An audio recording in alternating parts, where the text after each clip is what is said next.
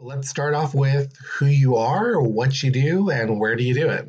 Sure. So my name's Cyle Perez. I am the Director of Public Relations at San Antonio Zoo. And in that falls all of our PR, media work, but also I'm in charge of our social media departments, which is very, very robust. So, for those who do not know the greatness of the San Antonio Zoo, do you want to give us a quick plug? Sure. So San Antonio Zoo, we're a 501c3 nonprofit. We're 108 years old here in San Antonio in a prime location right in the center of the city. Every ticket that's purchased at San Antonio Zoo goes straight back to conservation here in Texas, but all around the world with our different projects. And in reference to social media, we hit 4 billion in reach in 2022 with over 2 billion in views. So cute animals doing cute things. We love to see it. I mean, congratulations. That is a huge, huge, huge number. I'm excited to chat a little bit about the state of social and user generated content. I know you have a copy sitting on it. So let's just run through a couple of the themes. Sure. Theme one is really seeing more investment from marketing and communication professionals across the board in video and audio. So, what are y'all doing at the zoo in the video space already? And is there anything different or interesting you're doing in video and audio for this coming year? Definitely. So in 2020, we really started to ramp up our video work and not long form storytelling. A lot of the attention spans that we see nowadays are short and small snippets that people can consume quickly and then move along. But if you have enough of those small snippets, you are competitive in the space and you really start to get into people's feeds more and more. And it helps to work at a zoo because we really do have a lot of cute animals and you don't have to tell the whole story from beginning to end. While we do love doing that, the bread and butter is showing these cute animals in their habitat, interacting with enrichment items and different things. So we found that short videos have really been successful for us. The new thing that we're doing for 2023 is really working with trending sounds to truly tell these stories. And so while it could just be a video of an animal climbing a tree, a tiger climbing a tree, and that's super cool to see, now with our campaigns, we're starting to use that trending audio to truly get into the algorithm more, but also a fun way to ask people to do something or to engage with our content. And it just shows a little bit more personality than we've been able to show before, which is really fun. Yeah, I think about the zoo and I think about sort of the soundscape of a space like that, right? Like you can tell when you're near the big cats, you can tell when you're near certain animals. Have you thought or experimented at all with like audio only or creating sound at the zoo and uploading it to platforms like TikTok or Clubhouse or LinkedIn Audio? Somewhat. A lot of what we do is to draw people in. We really want them to have that interaction with animals up close and personal. We do have a robust social, but right now this year we're working on getting those animal sounds and putting it throughout the zoo on QR codes, but also bringing in like composers who will then create music based on these animals. And so these are unique sounds, they're unique music that are inspired by what nature gives us. And so I can definitely see that being a part of social media, and it certainly will be part of that story, but we haven't considered making it like a sound for others to use as well. But it's definitely, that seems to be where everything's going, because if that hits, then other people are interacting with it, and then you get organic user-generated content, which is really cool to see people interact with. Yeah, you never know what sound is going to go viral or really slap. So we're seeing Gen Z, young millennials, and Gen Alpha skipping Bing, skipping Google, and using social media as their primary place to search. How are you adapting to the idea that it's not just your Google AdWords driving traffic, but it needs to be your SEO on a platform like TikTok? Definitely. And I personally, that's how I search things too. Not all the time do I go to Google. I'd rather go to a hashtag and then also the brand itself. Like, what's the story that they're telling from their own mouths? And then what's the story that their customers are telling also? And so that's truly where I find the benefit in researching something before I actually go experience it. And so our social media home base, like our profile, acts as a web page. And so we have links that'll take you to where you want to go. We have different content that showcases what campaigns we're in and what we're doing. And I think that's an important way for all brands to see people engaging with them, because it truly is like an arm or a website for you. And so you can't ignore that that's where a lot of younger people are going to truly experience that. But also it's another place for you to tell your story in a concise way. One thing that we hadn't done a huge part of was hashtags. We didn't do a lot of hashtags, but it really is a great way to funnel what you have to say and what the public has to say about you all in one space to really monitor what people are saying about you. With a robust marketing organization like y'all, with more than a century of history, I'm sure the challenge of attribution and being able to tag back ticket sales to specific channels or medias is something that faces everyone, but especially hard for some organization like you that has billboards in multiple markets, ads in multiple markets, and social across the nation. So what are your things you might be doing to track ROI for specific channels this year? And are there any specific challenges that you're sort of thinking about or working through as part of your 2023 plans? Sure. So we have a pretty robust marketing department. I'm over our public relations, so a lot of that is earned in free media. But what we do with a lot of that still falls in the social media department is targeted ads and billboards that really see a return with us. And that's how we measure is like the click-through rate and how we get people to our website. And then as a nonprofit, we don't have the most robust backend, but we can also see where people are coming from, what has interested them. And then with these Facebook targeting ads, we know what our demographic or our audience is. And so it truly helps us get in front of those people. But we have dynamic campaigns throughout the year. Like we're about to step into an event called Meet Your Next X. And that's not really the traditional San Antonio Zoo audience.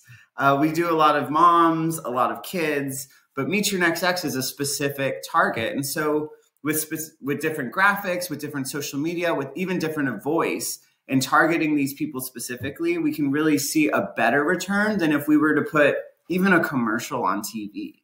And so it's really nice to curate your audience in this way that is the social media world that we hadn't, it's better than ever and it's getting tighter than ever. And so you can really start to funnel your dollars into something that you know at least gets in front of the people that you want it to, as opposed to a large net that it used to be. Awesome. And looking back at what you all did in 2022, was there any like specific media or specific campaign that you put through that you were just surprised that it took off? Like you were not expecting it to be as successful or as powerful as it was?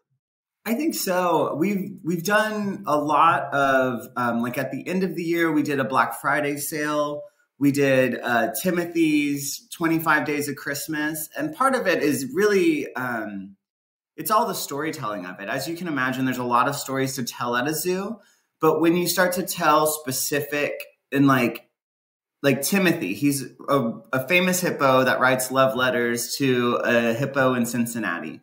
We built him a brand that then he can showcase these different campaigns also. And people follow him. He's got his own Facebook page with thousands of followers. People tune in every Thursday to see what he's going to write, the hippo in Cincinnati. And using these brand pillars that have these followings really helps us with those campaigns. And I was surprised. And a lot of it was due to targeting and truly getting in front of people over and over again. But we broke every single record for every campaign that we did in 2022. And all of that has to do with social media. You mentioned UGC earlier. I think a lot of the time people think of marketers as lizard people or as people not to be trusted. They trust other people that look and behave like them. What UGC have you seen out there that's been created for the zoo? And have you used any strategies to incorporate that into your different medias and channels? Sure. And actually, that was what I found most interesting about your report was the incentivizing UGC to happen. And it's not a new idea. We've seen this done before, but it's not something that San Antonio Zoo has considered. what we've worked with is like influencers, creators, and really just getting people excited. And for instance, the Cry Me a Cockroach campaign happening, where you can name a cockroach after your ex and then we feed it to an animal. That's just like millennial gold. Like people love to see that. It's hilarious. It's petty. And so that gets its own traction. But truly, the best content that we're seeing and the best traction we're seeing is from user-generated content. It almost doesn't matter how much, I mean, it still does matter, but how much we like get influencers involved, how much content we generate on our own, because it's the UGC that's actually going to go viral and get a further reach than whatever we pre-plan and push out there. And so I really loved reading the idea of incentivizing, because we have around 200,000 followers on Instagram. And so truly, if we were to reshare somebody who tags us, like that excites the audience, that excites the customer who we are resharing, because you're getting all these eyeballs that you wouldn't have otherwise gotten. And so in a way, that is an incentive to be featured on the San Antonio Zoo page, which is exciting. It's cool. People love the zoo. And in turn, we can truly get this authentic content that comes from the voice of our guests, which, I mean, you really can't beat that. Yeah, and like you said earlier, people love anything to do with animals, and so I'm sure they're more than eager to share their content with the zoo. Something that I think y'all do so amazingly is sharing beautiful photos of the animals that are in your care. One of the big trends that we're seeing this year is that people are just done with stock photography. Folks are really quick to identify, hey, that's the same guy that was in that mortgage commercial, that was also in that like foot cream ad that's now in this influencer ad. And so what are your thoughts on stock photography? Do you use any of it? And does it have a place in sort of your marketing and comms plan for 2023? Sure. And I mean, it all kind of aligns with itself. Like really, this report sheds a light on the next generation and what they're interested in. And truly, it's transparency. It's really knowing the brand and seeing like through them to know what's true, what's honest, and what's real. And stock photography doesn't lend itself to any of that. I think it really helped us as marketers in a new world where we were like, oh, we have to get all this content out there. We got to build graphics. We got to build billboards and show people the experience. But after a while, as the new generation came up, like we know that's not the experience. Like I've seen that same guy in all these different areas. So the great fortunate thing about us is we have an in-house team of a videographer, a photographer, and a bunch of cute animals. So we can create our own content, and it's important for us to do so. So every event that we have, we staff a photographer. And we might not use those photos instantly, but there's always something that tells that story. Something comes up, or we need like somebody having fun with a drink in their hand at the zoo, and like, thankfully, you can type that into your Google Photos and it'll show you that. So that's helpful in organization. But really, I think it's really important to have those true, authentic photos that show the experience. Because no matter what event I go to, I want to see what that experience will be like before I get there. And that'll make me decide if I want to spend my time doing it or not. So I think it's an important thing to consider is getting original content. And if you don't have the resources in order to do so, I would say maybe then create a graphic out of it that maybe illustrates what the experience might be. But stock photos are a little inauthentic. One of the trends that I was very interested in, and I'll be writing about a lot this year, is the idea that we're sort of more clearly defining the boundaries between this is what an influencer is, this is what a UGC creator is, this is what a creator with a capital C is, and this is what actual UGC is, right? I think previously all the boundaries were a little bit gray and a little bit blurred. How do you approach influencers, lowercase I, influencers, capital I, creators, lowercase, and creators, uppercase, as you're doing your planning and campaign deployments? Sure. So we're still like at the beginning stages of exploring this world. We truly are creating a zoo troupe, as we call it, where it's kind of like a club of influencers that we will do trade with in order to receive their services to help us. broader, like get a broader audience for any of our campaigns. And so we keep them on, hey, come feed a hippo, hey, pet a rhino. So we use our resources to then get their resources, which has worked out really well. And truly how I approach it is, well, why would I want to reach out to anybody else? Is kind of like just the quick, big overview, dumb question. Like, why would I reach out to anybody else to share content? Well, for us, it's because they have audiences that aren't necessarily our audience. We have a large audience, but it's in a particular field, a particular zone. People who go to the zoo, people who want to see cute animals, they might not necessarily live in San Antonio. It could be all around the world, or whatever the case may be of why they follow us. It's because of our social presence. But we need people either physically in some, like, to come through the zoo in San Antonio, Texas. And so if that's the case, then I look for influencers that kind of have that audience that might not necessarily be our traditional, like, 40-year-old mom with kid.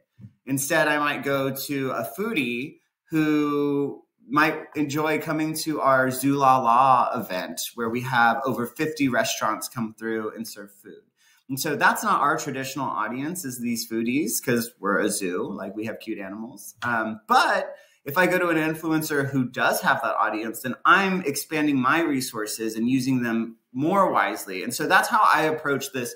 Even creators, influencers, truly, I lean towards influencers because I'm in it for the audience. One of the final themes was ratings and reviews, and we are seeing people asking for more and more of those, even for things like movie theaters or experiences like the zoo, right? You wouldn't necessarily think, oh, before I go to an amusement park or an exhibition, I want to see what the ratings are. But now people are looking for that, not just in, retail or CPG spaces.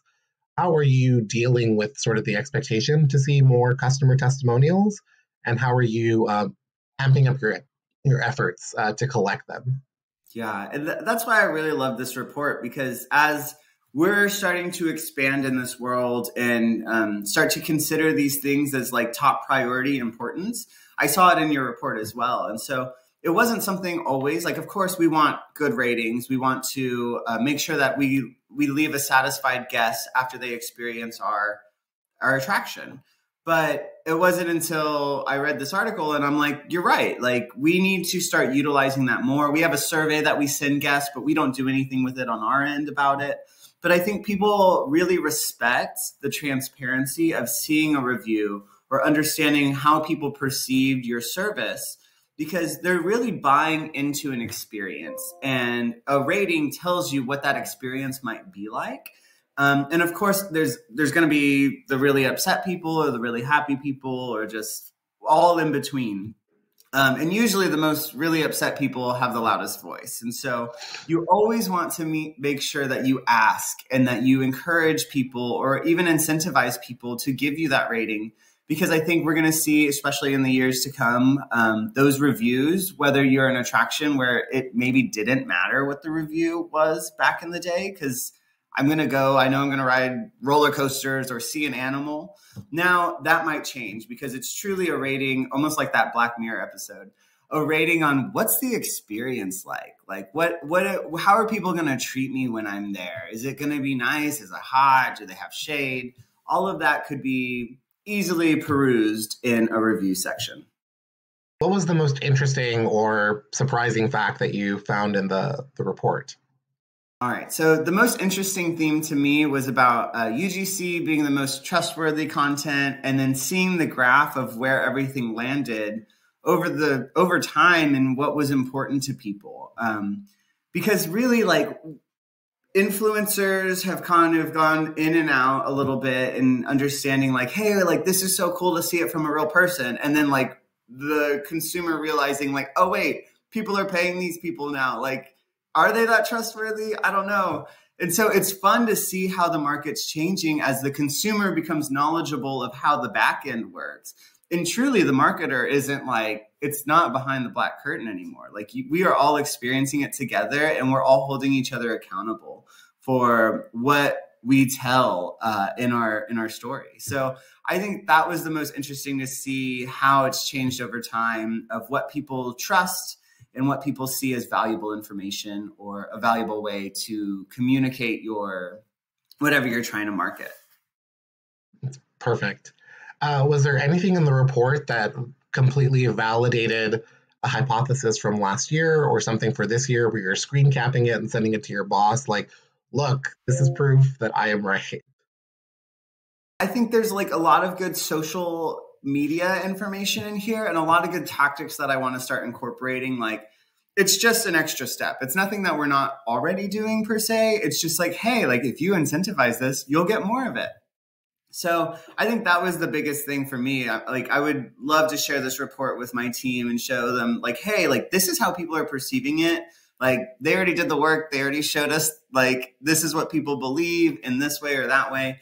And this will just help us be better storytellers and communicate to our guests whatever we're trying to accomplish in that sense. But I think the most important thing out of all of it is truly transparency and being dynamic in the way that you tell people what's going on at the zoo or tell people about your business or your product and listening. It's a two-way conversation now that we have social media, and I think it's important to listen. Awesome. Is there anything that we missed that you think is going to be a hot trend in 2023 that didn't make it into the report?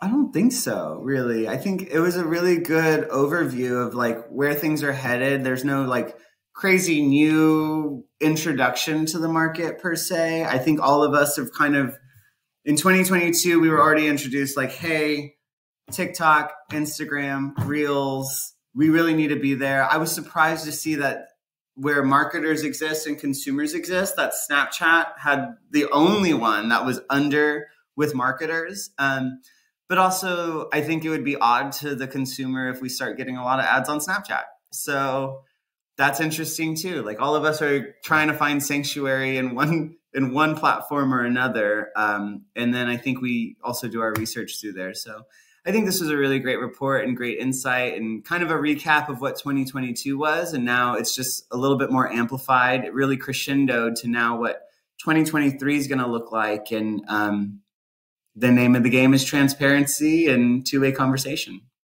Awesome. Last question. As social platforms experience some legal problems, some leadership problems, things like that, we see platforms like Hive, Post, potentially Blue Sky, Mastodon, Be Real coming through. I will follow up with you at the end of 2023 to see if it's true, but what is your prediction for the next new hotness for social platforms? I think we're probably going to stay somewhere similar. There's always been a lot of new things itching to be part of the conversation. I think Be Real is the one that was most interesting to me in the ones that you listed because it's truly that transparency. Like, what are you doing right now? And as an organization, what we do is we grab our handle, just like a domain, sit on it until it's something that really requires our resources. And as of now, I don't see any of those platforms requiring our resources or that we're too far behind if we needed to go into it. A lot of things that we're fortunate about is that the content that we create can work in a lot of different ways. And so having the resources in order to have a team that can collect video, photos, can put together reels, can reconfigure for different platforms is an amazing, and like we are so fortunate to have that. But I think if we were to add another one to the mix, it would just be another step of that process. And as of now, I don't see any that's large enough for me to be tickled by, but we'll see at the end of the year because I might just be putting my foot in my mouth. And if anyone wants to learn more about the zoo, hours of operation, and things like that, what's your final plug for the awesome stuff that you do? Absolutely. They can go to sazoo.org, see all of the fun events. We have 21 and up events. We have kids interactions. We have behind the scenes where you can pet a rhino, feed a hippo, and really all of it's in the name of conservation. So go to sazoo.org, plan your visit. We're 108 years old. Even the wall behind me was built in the 1800s. Like, it is an amazing facility and organization. So any money you spend there is all in the name of good. So we hope to see you soon.